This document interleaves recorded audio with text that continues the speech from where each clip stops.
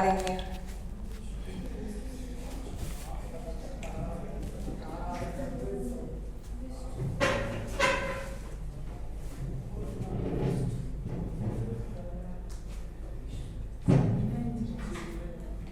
अच्छा, उसने अपने मास्टर को कहा मुझे घर जाने दीजिए।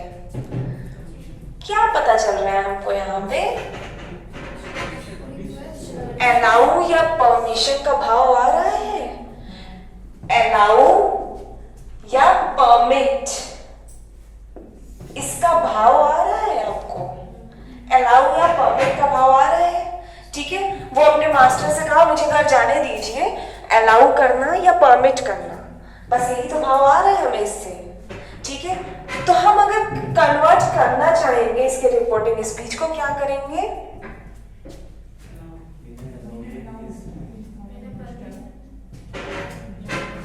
बिना अलाउड हिज मास्टर, अलाउ या परमिट का भाव तो आ रहा है, पर अलाउ या परमिट तो इसका मास्टर करेगा, ये थोड़ी करेगा। तो ये क्या करेगा? ये रिक्वेस्ट कर सकता है कि मुझे अलाउ करिए, मुझे परमिट करिए, रिक्वेस्ट कर सकता है, ठीक है। समझ में आ रहा है ना? रिक्वेस्ट कर सकता है, या आप आस्क का भी प्रयोग कर सकते हो। आस्क तो मैंने बताया था हर जगह यूज हो जाता है, ठीक है। और इसका रिक्वेस्ट और ऑर्डर का भी, जहां पे आपको समझ में आएगा वहां पे ऑर्डर का भी प्रयोग करोगे, पर इस सेंटेंस में नहीं होगा ऑर्डर का, ठीक है। ये तो समझ में आ रहा होगा कि क्यों इसमें ऑर्डर का नहीं होगा। ऑर्डर आप मास्टर को क्यों दोगे? मास्टर को रिक्वेस्ट ही करोगे खाली, ठीक है। चलो, हाँ, अब एक चीज समझ में आया, इस पूरे सेंटेंस में यहाँ पे रिक्वेस्ट किया जा रहा है, बिना रिक्वेस्ट करेगा बेसिकली, और इसका मास्टर इसे क्या करेगा? अलाउ या परमिट करेगा। तो जब भी इंपैरेटिव सेंटेंस से हमें अलाउ या परमिट का बोध हो, ठीक है, अलाउ या परमिट का सेंस आए, ठीक है, इन जब भी इंपैरेटिव सेंटेंस है, तो हमारा रिपोर्टिंग स्पीच का जो वर्ब होता है, रिपोर्टिंग वर्ब जो होता है बेसिकली सेड टू, ये हमारा किस में चेंज हो जाएगा? या फिर रिक्वेस्ट, आस्क और ऑर्डर, ठीक। तो ये क्या हो जाएगा? बिना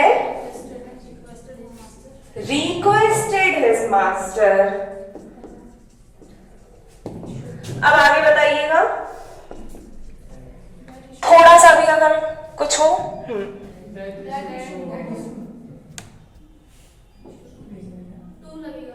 He should go home, ये क्या बता रहा है? रिक्वेस्ट भी कर रहे हो और उनको बता भी रहे हो कि हमको घर जाना है।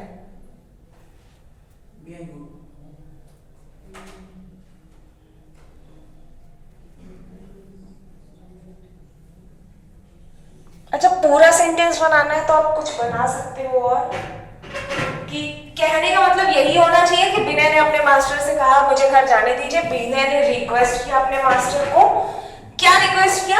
कि मुझे घर जाने दीजिए, मुझे अलाउ करिए घर जाने के लिए। कुछ बताइए किसी भी फॉर्म में, इसी को मत बनाइए, ठीक है। रिक्वेस्टेड हिज मास्टर इतना रहने दीजिए, आगे क्या चेंज कर सकते हैं आप?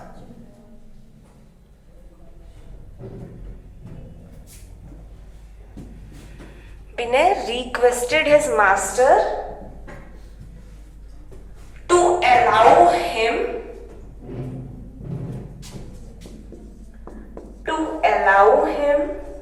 क्या रिक्वेस्ट किया मास्टर को?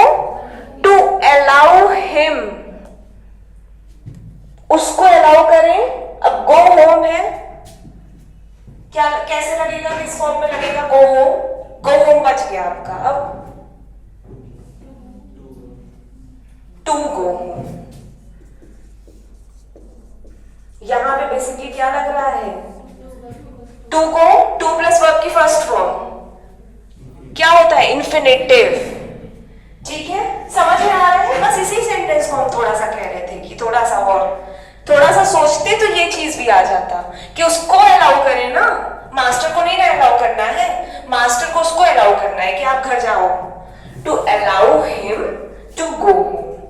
जब भी हमें इंपैरेटिव सेंटेंस से अलाउ या परमिट का भाव आए, अलाउ या परमिट का सेंस आए तो वहां पे रिपोर्टिंग वर्ब हमारा रिक्वेस्ट, आस्क और ऑर्डर के अकॉर्डिंग चेंज होगा।